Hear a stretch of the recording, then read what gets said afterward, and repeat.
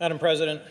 Senator from Delaware. Madam President, I am proud to join the Senator from Arizona and the Senator from New Jersey on the floor today in calling for action on a bipartisan bill, a bill that's been crafted to protect our institutions and safeguard the rule of law in this country, and not just right now, but for future Congresses and administrations as well. Today, we will be asking our colleagues to give the Special Counsel Independence and Integrity Act the consideration here on the floor of the Senate that it deserves.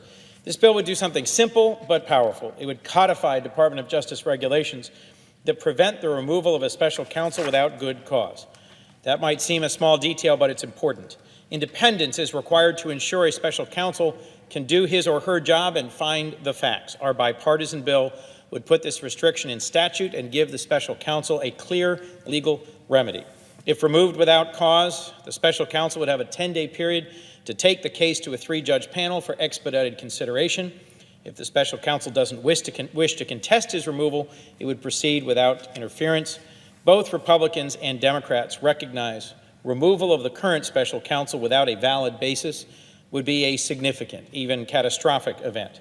It would be a constitutional crisis that would threaten the presidency and the rule of law. We can work together to prevent a crisis.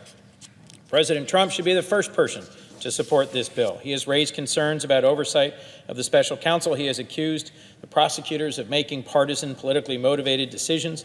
But this act would ensure that regulations providing for supervision and oversight of the investigation are not just codified but strengthened. It would ensure Congress gets a complete picture at the end of the investigation. My colleagues, Senators Graham and Tillis, Booker, Grassley, and Feinstein were instrumental in crafting this balanced legislation, and it passed the Judiciary Committee by a strong bipartisan margin of 14-7, 7 months ago. The time, the day to take up and pass this bill in the Senate is now. Some have questioned the need for this legislation. They've said the president would never fire Special Counsel Mueller, and I hope and pray they are right. But I don't think it would be in President Trump's interest to remove the special counsel, and certainly not be in the interest of our country. But our president has repeatedly, publicly, and directly attacked the special counsel and his investigation. Just yesterday, calling his investigation a phony witch hunt that is doing, and I'm quoting, tremendous harm to our criminal justice system. The president's already fired the FBI director, forced the resignation of the attorney general, cited grievances related to this investigation in both cases. We have an acting attorney general not confirmed by the Senate with no nominee in sight to conduct oversight of this investigation, which is unprecedented and unacceptable.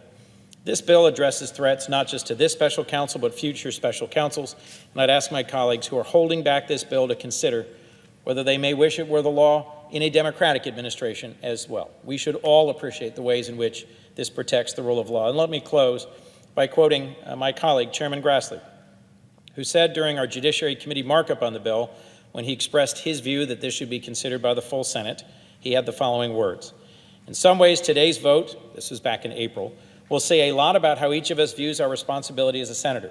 We took an oath to protect and defend the Constitution. We are not judges. We are not presidents. We are stewards of the legislative branch. The founders anticipated we would wield the powers of that the Constitution affords us with great ambition so that we could effectively check the powers of other branches. This bill certainly does that. I'm confident if allowed a vote, this bill would pass with more than 60 votes. History will judge us for how we work together to confront the challenges that face our nation. The rest of the world is watching. It is important to take up and pass this bill."